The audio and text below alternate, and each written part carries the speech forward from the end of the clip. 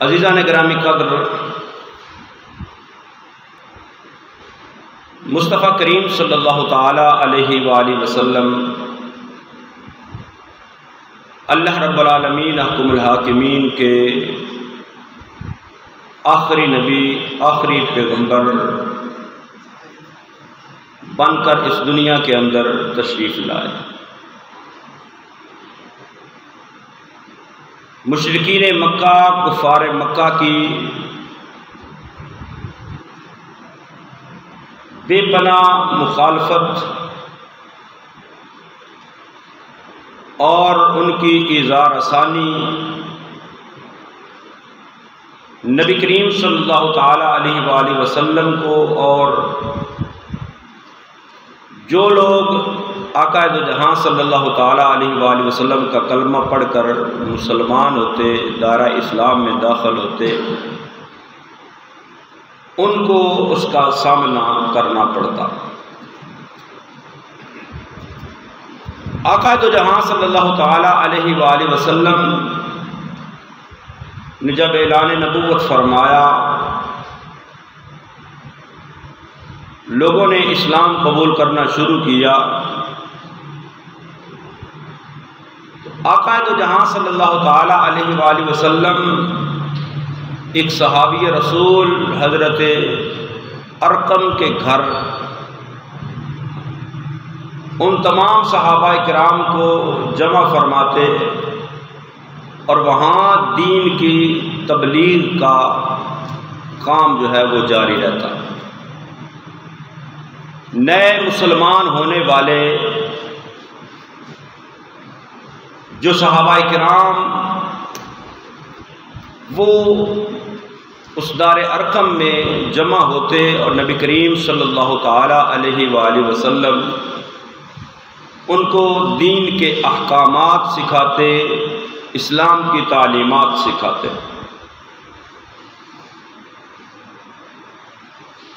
آہستہ آہستہ مسلمانوں کی تعداد میں، صحابہ کرام کی تعداد میں اضافہ ہونا شروع ہو گیا۔ نبی کریم صلی اللہ تعالی علیہ وآلہ وسلم کے چچا جناب حضرت امیر حمزہ، آپ عرب کے ایک بہادر جنگجو، قریش کے اندر مشہور تھے۔ آپ نے اسلام قبول کیا تو نبی کریم صلی اللہ تعالی علیہ وآلہ وسلم کا سب سے بڑا مخالف اس وقت عمر بن ہشام، جس کا نام ابو جہل مشہور ہے، وہ مکے کا سردار تھا، اس کا اثر و رسوخ تھا۔ تو جب لوگ اسلام قبول کرنا شروع ہوئے تو مشرکین مکہ نے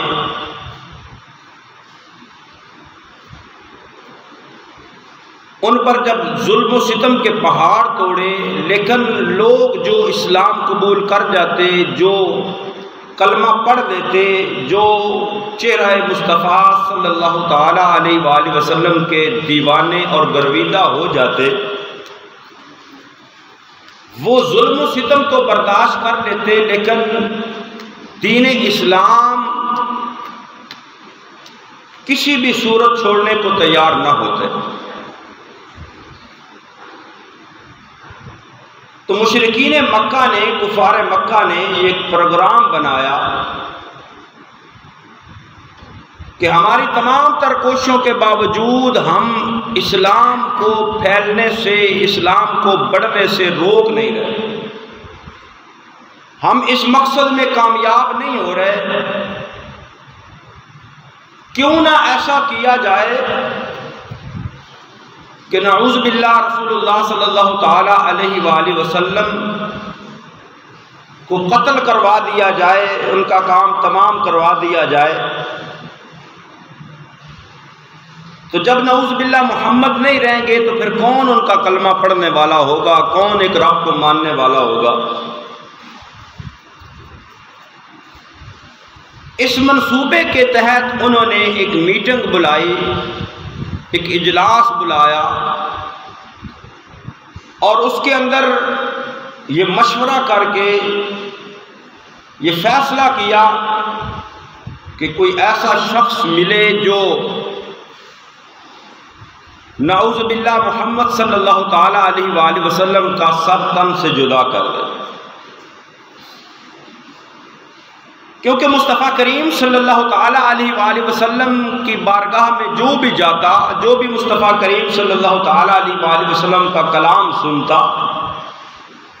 آقا دو جہاں صلی اللہ تعالیٰ علیہ وآلہ وسلم سے جس کی بھی ملاقات ہوتی وہ تو کلمہ پڑھ کے مسلمان ہو جاتا۔ اب انہوں نے کہا کوئی ایسا ہو کہ جو جائے اور اس قصے کو ختم کر کے آئے۔ تو عمر بن خطاب ایک ایسا نام کہ جو ایک بہادر، وہ عمر بن خطاب کہنے لگے کہ یہ کام تو میں کر کے آتا ہوں۔ ننگی تلوار لی اور گھر سے روانہ ہوئے۔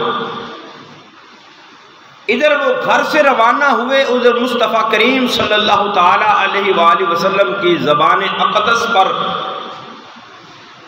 دعا کے الفاظ آئے، ہاتھ اٹھائے مصطفیٰ کریم صلی اللہ تعالی علیہ وآلہ وسلم نے اور رب العالمین احکم الحاکمین کی بارگاہ میں دعا کی۔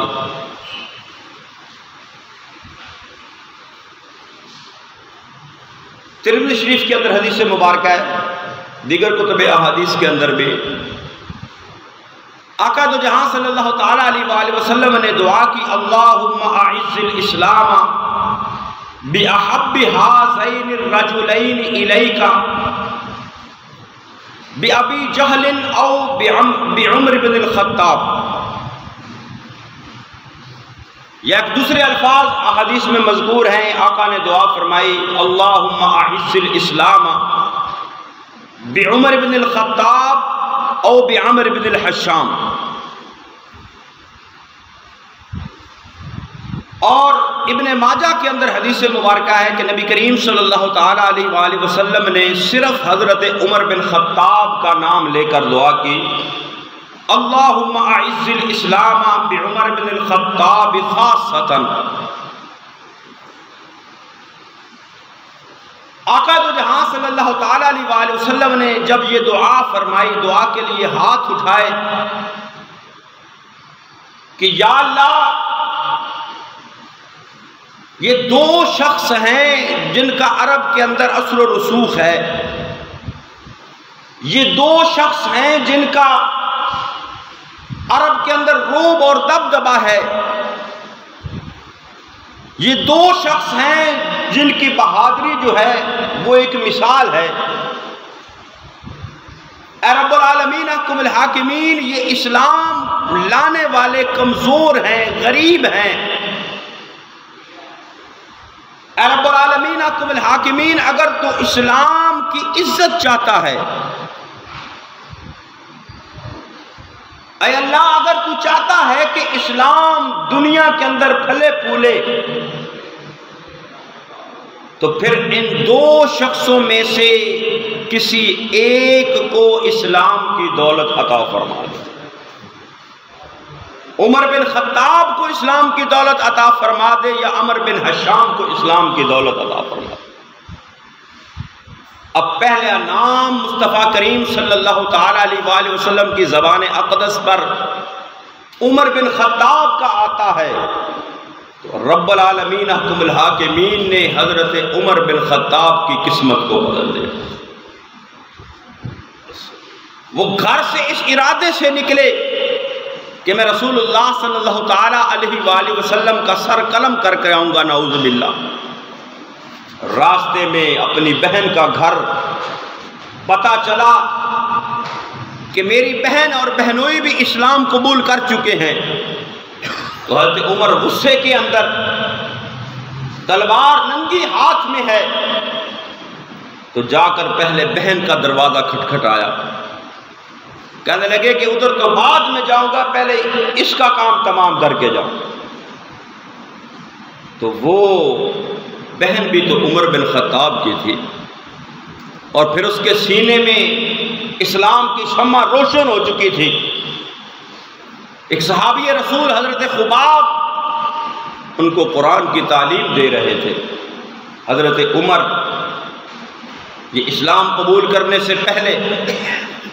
ادھر مصطفیٰ کریم صلی اللہ تعالی علیہ وآلہ وسلم کی دعا درجہ قبولیت کو پہنچ چکی تھی۔ دروازہ کھلا، بہن کو مارنا شروع کیا، مار مار کر لہو لہان کر دیا۔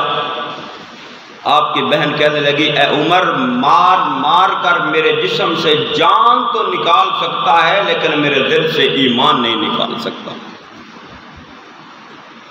اب حضرت عمر کا دل جو ہے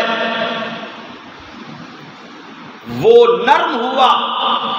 اور کہنے لگے کہ یہ میری بہن جو کبھی میرے سامنے اونچی آواز میں بات نہیں کی،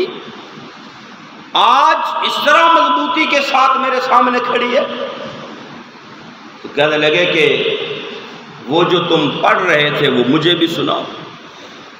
تو آپ کی بہن نے فرمایا، اے عمر، جاؤ پہلے غسل کر کے آؤ، وضو کر کے آؤ، پاک صاف ہو کر آؤ۔ پھر جب قرآن کی آیات عمر کے سامنے تلاوت کی گئی، طٰہٰ ما انزلنا، یہ سورہ طٰہٰ کی ابتدائی آیات جب تلاوت کی گئی، قرآن نے دل کے اوپر اثر کیا۔ کہنے لگے کہ مجھے رسول اللہ صلی اللہ تعالیٰ علیہ وآلہ وسلم کی بارگاہ میں لے کر جاؤ۔ اب آقا دو جہاں صلی اللہ تعالیٰ علیہ وآلہ وسلم دار ارقم میں صحابہ کے ساتھ موجود ہے۔ حضرت امیر حمزہ جنہوں نے 3 دن پہلے اسلام قبول کیا وہ بھی موجود ہے۔ جب دیکھا کہ عمر دار ارقم کی طرف، تو عرض کی، یا رسول اللہ صلی اللہ تعالیٰ علیہ وآلہ وسلم، عمر آ رہا ہے۔ آقا نے فرمایا، عمر آیا نہیں، عمر لایا جا رہا ہے۔ تو حضرت امیر حمزہ کہنے لگے کہ اگر عمر خیر کے ارادے سے آیا ہے تو ٹھیک ہے، لیکن اگر کسی ناپاک ارادے سے آیا ہوگا تو عمر کی تلوار سے ہی عمر کا سر قلم کر دیا جائے گا۔ بارگاہ مصطفیٰ صلی اللہ تعالیٰ علیہ وآلہ وسلم کے اندر جب عمر حاضر ہوئے، آقا دو جہاں صلی اللہ تعالیٰ علیہ وآلہ وسلم نے حضرت عمر کو فرمایا، اے عمر کیا ارادہ ہے؟ عرض کیا، یا رسول اللہ صلی اللہ تعالیٰ علیہ وآلہ وسلم، کلمہ پڑھ کے مسلمان ہونے آیا، کلمہ پڑھ کے مسلمان ہونے آیا ہوں۔ کلمہ پڑھا، مسلمان ہوئے، اور عرض کیا، یا رسول اللہ صلی اللہ تعالیٰ علیہ وآلہ وسلم،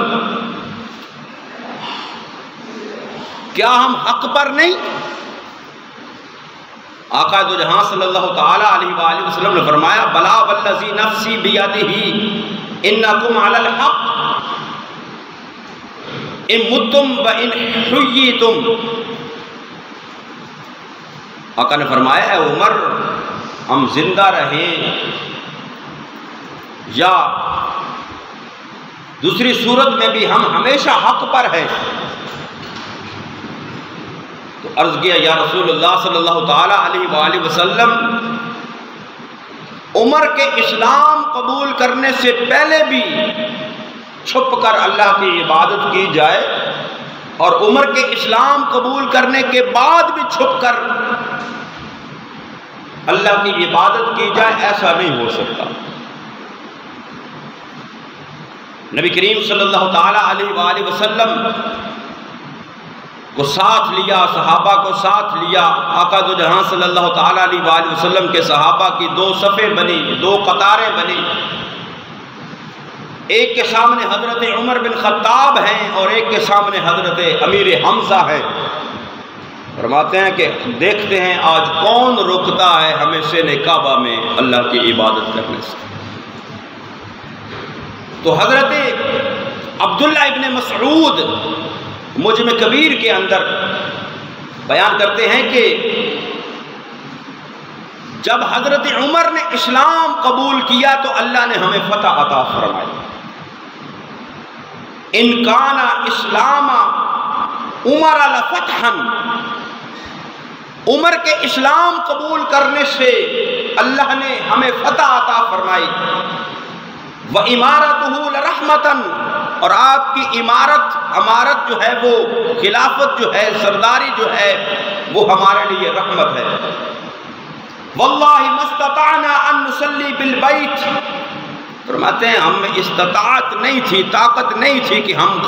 خانہ کعبہ کے اندر جا کر اللہ کی عبادت کر سکیں۔ عمر کے اسلام لانے سے پہلے ہمارے اندر یہ جرت نہیں تھی، یہ طاقت نہیں تھی، استطاعت نہیں تھی کہ ہم سین کعبہ کے اندر جائیں اور جا کر اللہ کی عبادت کریں۔ حتیٰ اسلم عمر، یہاں تک کہ حضرت عمر نے اسلام قبول کیا۔ فلما اسلم عمر، جب حضرت عمر نے اسلام قبول کیا تو پھر فرمایا حتیٰ دعونا فصلینا، فرماتے ہیں کہ کفار کا مقابلہ کرنے کے لیے حضرت عمر تھے، تو جب حضرت عمر سامنے تھے کوئی کافر ہمارے سامنے نہیں آیا۔ حتیٰ دعونا، انہوں نے ہمیں چھوڑ دیا، فصلینا، پھر ہم نے سین کعبہ میں نماز ادا کی۔ یعنی اسلام کو جرت و بہادری جو سب سے پہلے اللہ کے محبوب کریم صلی اللہ تعالیٰ علیہ وآلہ وسلم کی دعا کی بدولت حاصل ہوئی، وہ حضرت عمر بن خطاب کے اسلام سے حاصل ہوئی۔ آپ کے اسلام سے پہلے 39 لوگ اسلام قبول کر چکے تھے، 40واں نمبر حضرت عمر بن خطاب کا۔ تو یہ آج 26 ذو الحج ہے، اس دن آپ کو مضروب کیا گیا، زخمی کیا گیا، اور 1 محرم الحرام آپ کا جو ہے وہ شہادت اور وصال ہے۔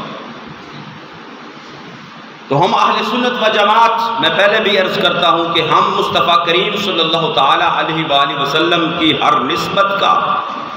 ادب، ہر نسبت کا احترام کرنے والے ہیں۔ نبی کریم صلی اللہ تعالیٰ علیہ وآلہ وسلم کی اہل بیت کے بھی غلام ہیں اور مصطفیٰ کے صحابہ کے بھی غلام ہیں، اور آقا دو جہاں صلی اللہ تعالیٰ علیہ وآلہ وسلم کے یہ غلام حضرت عمر بن خطاب،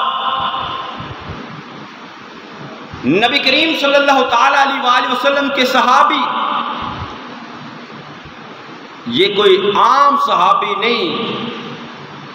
یہ بہت بڑے مقام اور بہت بڑے مرتبے والے ہیں۔ اس سے بڑا مرتبہ اور کیا ہو سکتا ہے کہ باقی صحابہ کرام مصطفیٰ کریم صلی اللہ تعالیٰ علیہ وآلہ وسلم کی بارگاہ میں حاضر ہوتے اور کلمہ پڑھ کے مسلمان ہوتے، ایک حضرت عمر کی ذات ہے جن کے لیے مصطفیٰ کریم صلی اللہ علیہ وسلم نے اسلام کی دعا کی ہے، اے اللہ عمر کی وجہ سے اسلام کو عزت عطا فرما، اے اللہ اگر اسلام کی سربلندی، اسلام کی عزت، اسلام کی اشاعت چاہتا ہے تو پھر عمر کو اسلام کی دولت عطا فرما۔ اور میرا یہ ایمان، عقیدہ، نظریہ، وجدان یہ کہتا ہے کہ مصطفیٰ کریم صلی اللہ تعالیٰ علیہ وآلہ وسلم نے جب یہ دعا کی کہ مولا دو شخصوں میں سے جو تجھے پسند ہو اس کو اسلام کی دولت عطا فرما، پہلا نام لیا حضرت عمر بن خطاب کا، دوسرا نام لیا عمر بن حشام ابو جہل کا۔ اگر مصطفیٰ کریم صلی اللہ تعالیٰ علیہ وآلہ وسلم پہلا نام اس دوسرے کا لے لیتے تو اللہ رب العالمین احکم الحاکمین اس کو بھی اسلام کی دولت عطا فرما، کیونکہ رب العالمین احکم الحاکمین مصطفیٰ کریم صلی اللہ تعالیٰ علیہ وآلہ وسلم کی مرضی اور منشاء کے مطابق احکامات نازل فرما۔ لیکن آقا کریم صلی اللہ تعالیٰ علیہ وآلہ وسلم کی زبان اقدس پر پہلا نام حضرت عمر بن خطاب کا آیا ہے۔ اور ایک حدیث مبارکہ کے اندر آقا دو جہاں صلی اللہ تعالیٰ علیہ وآلہ وسلم نے صرف حضرت عمر بن خطاب کا نام لے کر خصوصی دعا کی کہ یا اللہ اللہم اعز الاسلام بعمر بن الخطاب خاصہ، اے اللہ خاص طور پر عمر بن خطاب کو اسلام کی دولت عطا فرما کے اسلام کو عزت عطا فرما۔ تو آقا دو جہاں صلی اللہ تعالیٰ علیہ وآلہ وسلم کی دعا کے وجہ سے اللہ نے حضرت عمر بن خطاب کو اسلام کی دولت عطا فرمائی۔ وہ لوگ جو صحابہ کرام رضوان اللہ تعالی علیہم اجمعین کا نام تو بڑے زور و شور سے لیتے ہیں، نبی کریم صلی اللہ تعالی علیہ وآلہ وسلم کے صحابہ کا ذکر بڑے زور و شور سے کرتے ہیں، لیکن ساتھ عقیدہ یہ رکھتے ہیں کہ جس کا نام محمد و علی ہو اس کو کسی چیز کا اختیار نہیں۔ ارے میرے مصطفیٰ کریم صلی اللہ تعالیٰ علیہ وآلہ وسلم کی شان تو دیکھو، آقا کریم صلی اللہ تعالیٰ علیہ وآلہ وسلم کی مرضی ہو، آقا دو جہاں صلی اللہ تعالیٰ علیہ وآلہ وسلم چاہیں تو اللہ رب العالمین اسلام کی دولت بھی لوگوں کو عطا فرما دے۔ آقا کریم صلی اللہ تعالیٰ علیہ وآلہ وسلم کے چاہنے سے اسلام کی دولت ملتی ہے، مصطفیٰ کریم صلی اللہ تعالیٰ علیہ وآلہ وسلم کے چاہنے سے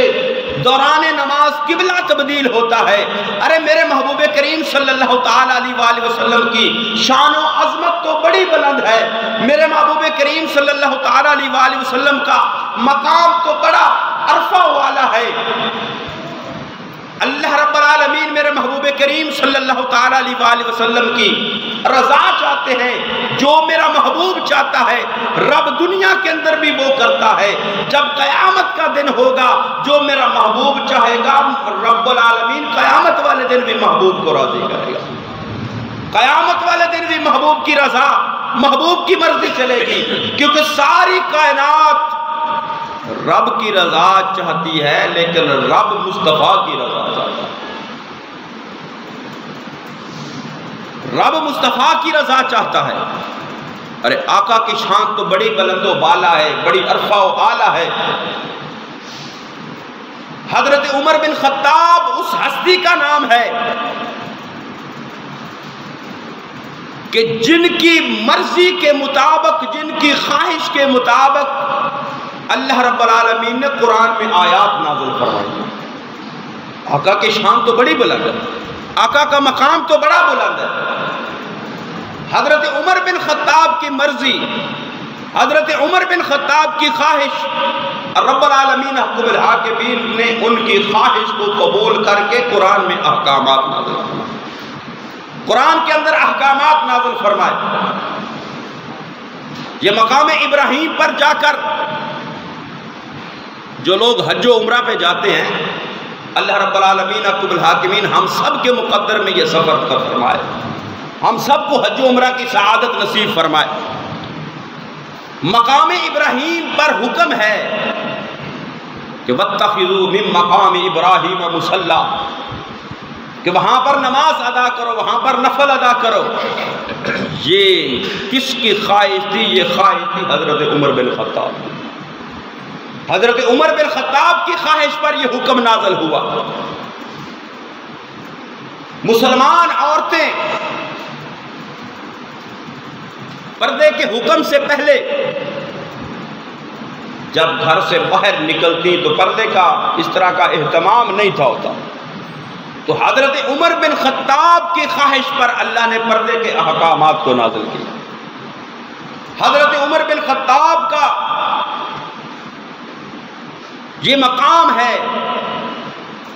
کہ آپ کی خواہش پر جو مصطفیٰ کریم صلی اللہ تعالیٰ علیہ وآلہ وسلم کی بارگاہ میں عرض کرتے کہ یا رسول اللہ صلی اللہ تعالیٰ علیہ وآلہ وسلم اگر ایسا ہو تو بڑا اچھا، ایسا ہو جانا چاہیے، تو حضرت عمر کی خواہش ہوتی اللہ قرآن بنا کر نازل فرما دیتا، اللہ احکامات نازل فرما دیتا۔ شراب کا حکم، شراب کو حرام کرنے کا حکم، یہ حضرت عمر کی خواہش پر نازل ہوا۔ منافقین کی نماز جنازہ اور ان کی دعا، ان کے لیے دعائے مغفرت کرنے کا، اس پر جو ممانعت کا حکم اللہ رب العالمین نے نازل فرمایا، یہ بھی حضرت عمر فاروق کی خواہش پر نازل ہوا۔ اور جب مصطفیٰ کریم صلی اللہ تعالی علیہ وآلہ وسلم کی زوجہ محترمہ، ہماری ماں، تمام مومنوں کی ماں، ام المؤمنین حضرت عائشہ صدیقہ، صدیقہ کائنات، صدیقہ بنت صدیق، حرم مصطفیٰ صلی اللہ تعالی علیہ وآلہ وسلم پر بہتان لگا، تو حضرت عمر بن خطاب کو جب پتہ چلا، حضرت عمر نے بارگاہ رسالت میں یہ عرض کیا کہ ھذا بہتان عظیم، کہ یا رسول اللہ صلی اللہ تعالی علیہ وآلہ وسلم، جو آپ کے گھر پر جو بری نظر ڈال رہے ہیں، آپ کے گھر کی طرف جو بری بات کو منسوب کر رہے ہیں، یا رسول اللہ اس میں حقیقت کچھ نہیں، یہ تو ایک بہت بڑا بہتان ہے۔ تو رب العالمین حکم الحاکمین نے وہی الفاظ قرآن کے اندر نازل فرما دیے، سبحانک ھذا بہتان عظیم، یعنی حضرت عمر فاروق وہ ہستی ہیں کہ جن کی خواہش پر اللہ نے قرآن کو نازل فرمایا۔ جب غلام کی یہ کیفیت ہے، جب غلام کا یہ مقام ہے کہ اس کے چاہنے سے، اس کی مرضی سے اللہ قرآن نازل فرماتا ہے، تو پھر محبوب کا کتنا بڑا مقام ہے، پھر محبوب کی کتنی بڑی عظمت ہوگی۔ تو حضرت عمر فاروق رضی اللہ تعالی عنہ، نبی رحمت صلی اللہ تعالی علیہ وآلہ وسلم نے فرمایا کہ بنی اسرائیل کے اندر کچھ لوگ ایسے تھے، لقد کان فی من کان قبلکم من بنی اسرائیل، فرمایا بنی اسرائیل کے اندر کچھ لوگ ایسے تھے جو نبی نہیں تھے، رجال یکلمون من غیر ان یکونوا انبیاء، فرمایا وہ بنی اسرائیل کے اندر ایسے لوگ تھے، ایسی ہستیاں تھیں جو انبیاء نہیں تھے، لیکن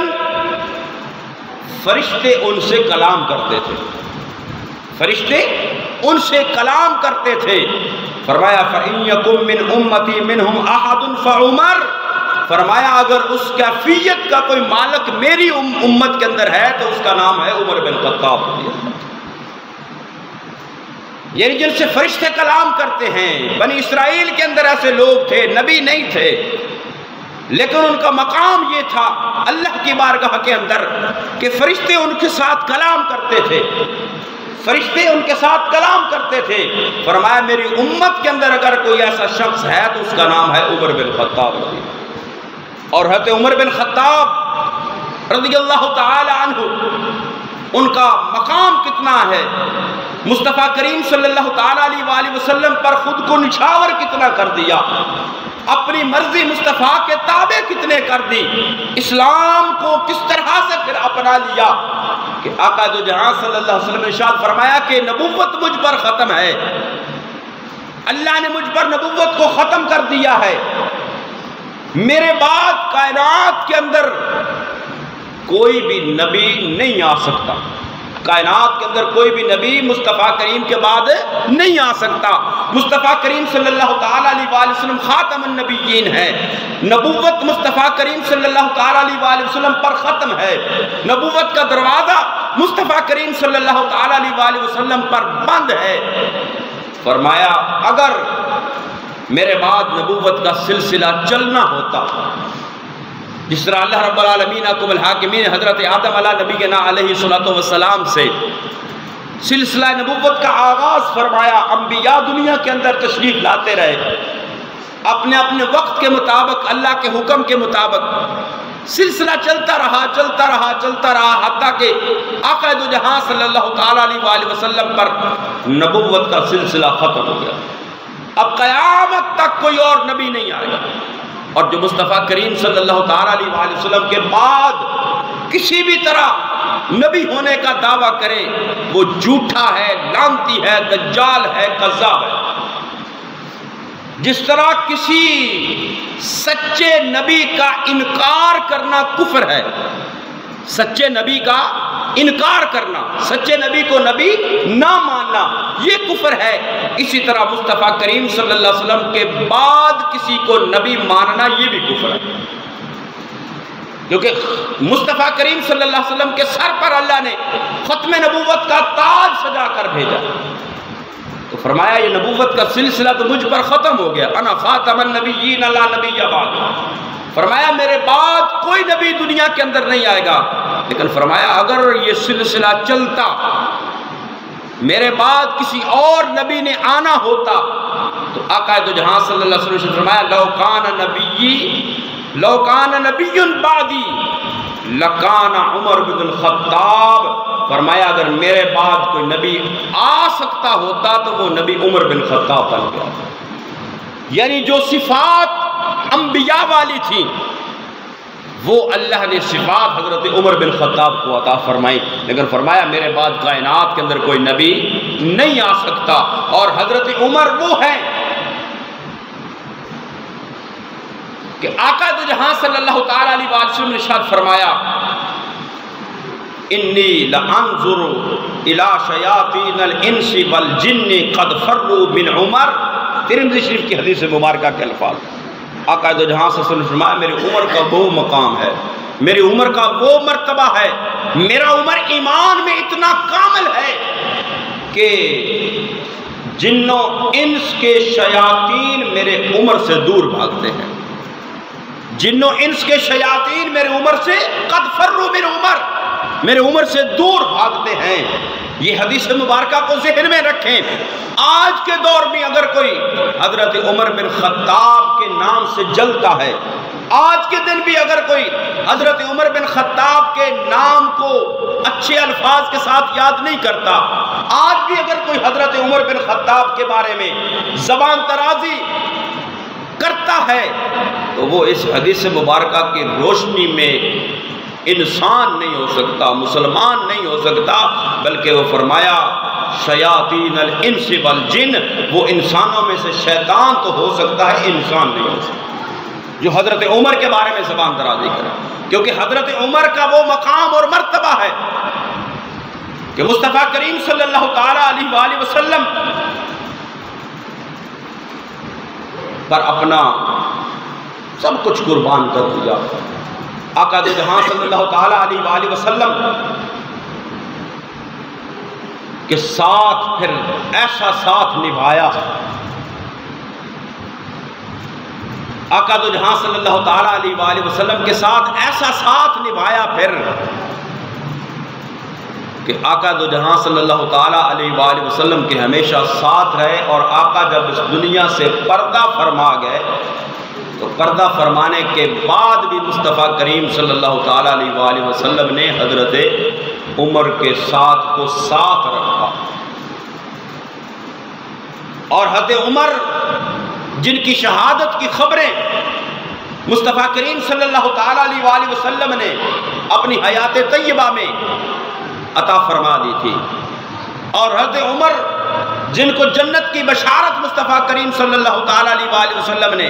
دنیا کے اندر عطا فرمائی،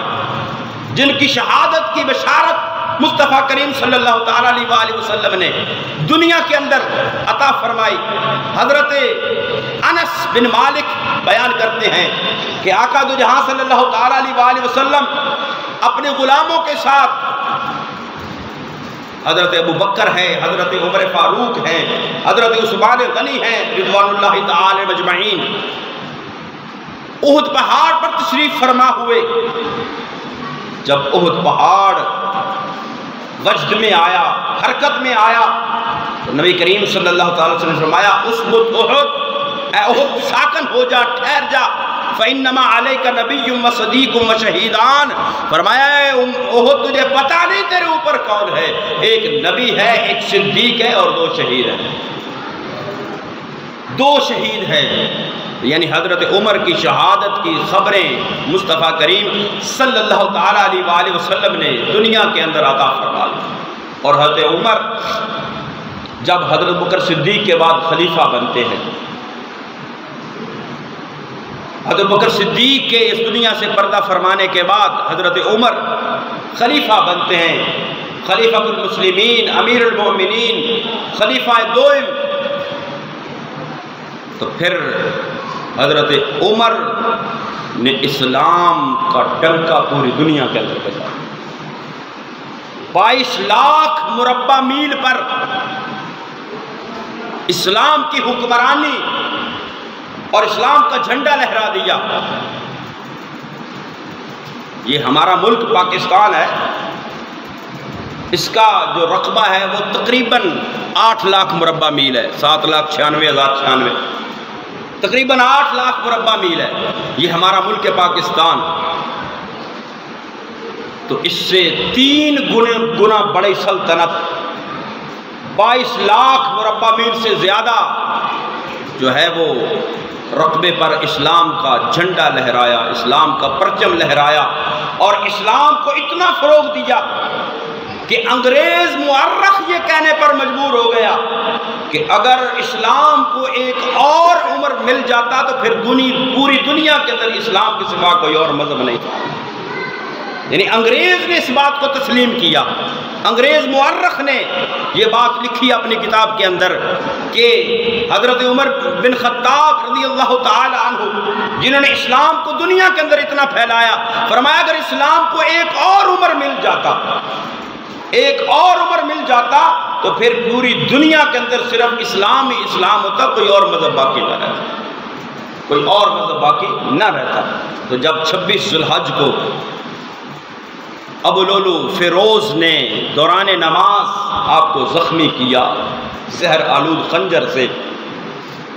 3 وار کیے، آپ زخمی ہوئے، مسجد کے اندر شور ہوا، وہ بھاگنے لگا، بھاگتے بھاگتے اس نے تقریباً 11 لوگوں کو اور زخمی کیا، جن میں سے 6 صحابہ کرام شہید ہو گئے۔ تو حضرت عمر بن خطاب بھی 4 دن زندگی اور موت کی کشمکش میں رہنے کے بعد 1 محرم الحرام آپ اس دنیا سے پردہ فرمائے۔ لیکن جب ان 4 دنوں کے اندر جب یہ سمجھا کہ میرا آخری وقت قریب ہے، تو ام المؤمنین عائشہ صدیقہ کی بارگاہ میں پیغام بھیجا کہ اگر آپ اجازت دیں تو میں مصطفیٰ کریم صلی اللہ تعالیٰ علیہ وآلہ وسلم کے پہلو میں دفن ہونا چاہتا۔ عائشہ صدیقہ نے اجازت دے دی اور خوش ہوئے کہ میری یہ خواہش پوری ہو گئی ہے۔ اور آقا کریم صلی اللہ تعالیٰ علیہ وآلہ وسلم نے فرمایا کہ جب کل قیامت والے دن لوگوں کو قبروں سے نکالا جائے گا، لوگوں کو قبروں سے اٹھایا جائے گا، آقا نے فرمایا میں اپنی قبر انور سے اس شان سے اٹھوں گا کہ میرے ایک طرف حضرت ابو بکر ہوں گے، ایک طرف حضرت عمر فاروق ہوں گے۔ تو یہ شان ہے، یہ مقام ہے، یہ عظمت ہے مصطفیٰ کریم صلی اللہ تعالیٰ علیہ وآلہ وسلم کے غلام کی۔ اور حضرت عمر فاروق اس مقام پر اس وقت بھی تشریف فرما ہے کہ جہاں آقا دو جہاں صلی اللہ تعالیٰ علیہ وآلہ وسلم تشریف فرما ہے۔ اور آقا کریم صلی اللہ تعالیٰ علیہ وآلہ وسلم نے وہ محدثین و مفسرین زمین کے اس ٹکڑے کو پوری کائنات سے افضل قرار دیتے ہیں جہاں مصطفیٰ کریم صلی اللہ علیہ وسلم تشریف فرمائے، جہاں آقا دو جہاں صلی اللہ تعالیٰ علیہ وآلہ وسلم تشریف فرمائے، وہ ٹکڑا زمین کا پوری کائنات سے، پوری زمین سے افضل اور اعلیٰ ہے،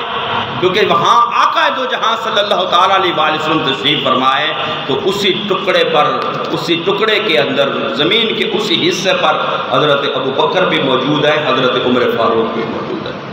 اور اہل بیت کے مطابق سوال کیا گیا اہل بیت مصطفیٰ صلی اللہ تعالیٰ علیہ وآلہ وسلم کے امام سے کہ حضرت ابو بکر و عمر کا کیا مقام ہے، کیا مرتبہ ہے؟ تو سوال کرنے والے کو جواب کیا ملتا ہے؟ جواب یہ ملتا ہے کہ حضرت ابو بکر و عمر کا وہی مقام ہے جو آج ان کا مقام ہے۔ یعنی جس طرح مصطفیٰ کریم صلی اللہ تعالیٰ علیہ وآلہ وسلم کے ساتھ وہ آج قبر انور کے اندر موجود ہیں، اسی طرح بروز قیامت بھی مصطفیٰ کریم صلی اللہ علیہ وسلم کے ساتھ ہوں گے اور جنت میں بھی مصطفیٰ کریم صلی اللہ تعالیٰ علیہ وسلم کے ساتھ ہوں گے۔ تو صحابہ کرام رضوان اللہ تعالیٰ مجمعین کی محبت کو اپنے دل میں جگہ دیں۔ حضرت عمر فاروق ہوں، حضرت ابوبکر صدیق ہوں، حضرت عثمان غنی ہوں، مولا کائنات ہوں، یا کوئی بھی صحابی ہو، مصطفیٰ کریم صلی اللہ تعالیٰ علیہ وسلم کا کوئی بھی صحابی ہو، ان کے بارے میں کسی تاریخ کی بات ماننے کی ضرورت نہیں، ان کے بارے میں صرف قرآن کی بات ماننے کی ضرورت ہے، کیونکہ قرآن نے تمام صحابہ کرام کے بارے میں فرمایا وَكُلًّا وَعَدَ اللَّهُ الْحُسْنَىٰ۔ قرآن نے فرمایا رضی اللہ عنہم ورضوا عنہ، قرآن نے فرمایا اولئک هم المفلحون، قرآن نے فرمایا اولئک هم المؤمنون۔ قرآن نے ان کی عظمتوں کو بیان کیا ہے، تو ہمارے لیے سب سے قابل عمل چیز اللہ کا قرآن ہے یا محبوب کریم صلی اللہ علیہ وسلم کا فرمان ہے۔ ایسی کسی تاریخ کو ماننے کی ضرورت نہیں جو مصطفیٰ کریم صلی اللہ علیہ وسلم کے صحابہ پر انگلی اٹھائے، کیونکہ صحابہ وہ ہیں جن کو اللہ نے اپنے محبوب کریم صلی اللہ تعالیٰ علیہ وآلہ وسلم کی صحبت کے لیے چنا ہے۔ وہ اللہ کا انتخاب ہیں، وہ اللہ کا انتخاب ہے صحابہ، اللہ کا انتخاب ہے صحابہ۔ مکے کے اندر اور بھی بڑے بڑے لوگ تھے، وہ پہلی حدیث مبارکہ کو دیکھیں، دعا تو مصطفیٰ کریم صلی اللہ علیہ وسلم نے یہ فرمایا کہ مولا ان دو میں سے جو تجھے پسند ہے اس کو اسلام کی دولت عطا فرما، عمر بن خطاب کو یا ابو جہل کو۔ تو جو پسند تھا اللہ کو، اللہ نے اسے اسلام کی دولت عطا فرمائی۔ عمر بن خطاب اور تمام صحابہ کرام یہ اللہ کی پسند ہیں، اللہ کا انتخاب ہے، ان کا ادب کریں، ان کا احترام کریں، ان کے بارے میں غلط بات نہ کریں نہ سنیں، کیونکہ ان کا اللہ نے پسند کیا، محبوب نے پسند کیا، اللہ نے عظمت عطا فرمائی ہے۔ اللہ رب العالمین حکم الحاکمین ہمیں درست عقیدے پر قائم رہنے کی توفیق نصیب فرمائے۔